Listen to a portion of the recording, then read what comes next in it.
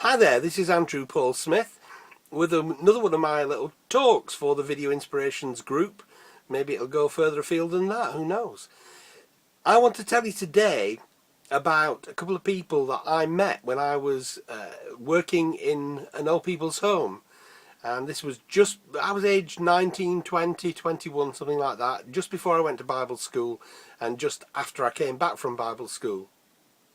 The two people in question are John and Mrs. Jagger. Now, Mrs. Jagger, you may have read things that I've written about her before. I'm going to tell you her story again.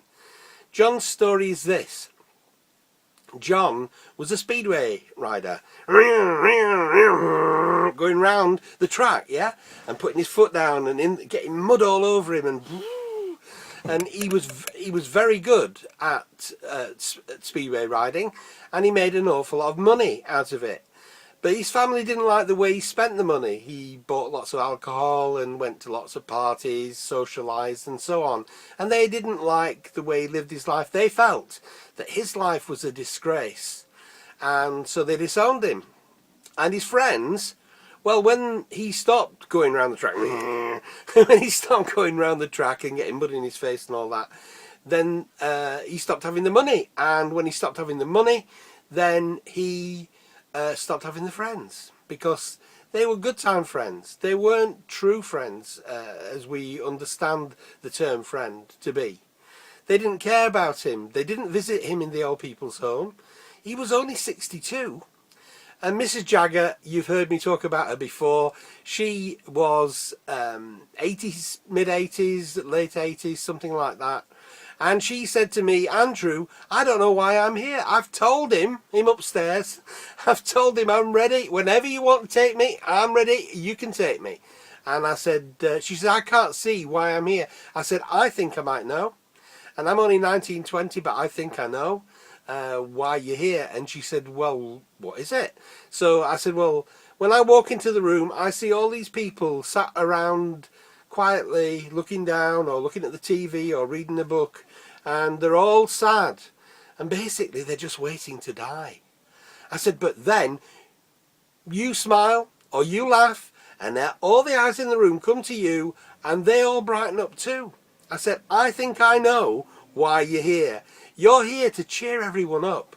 She said, well, maybe you're right, maybe you're not, but all I know is when he calls me, I'm ready to go. Great faith. Christian faith, great faith, and I don't think John had a faith. John, I brought him back from the bath, got him dressed and so on, and he said to me, the writing's on the wall.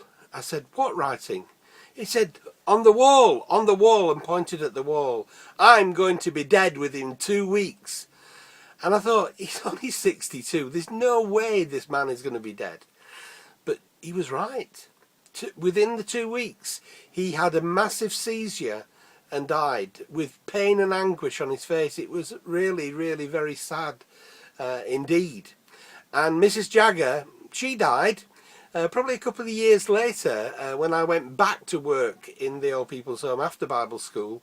I asked for a reference, and can you have a better reference than that? We want you to come back and work here.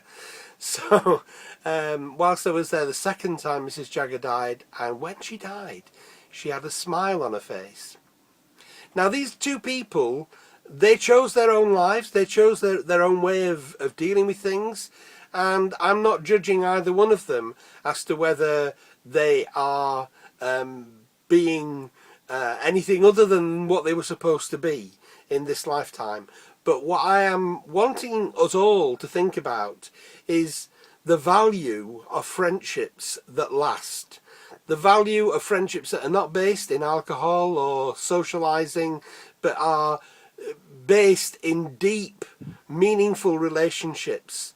And Mrs. Jagger had a deep and meaningful relationship with her Lord and Master, and John had none. He had no friendships. No one cared about him. Mrs. Jagger had lots of visitors. Lots of family and friends kept coming to see her. John had no one. So choose wisely.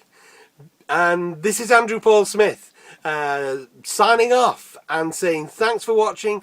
thanks for listening, and I'll be back again soon with another one of my little talks. All right then, thanks, and bye for now. Bye.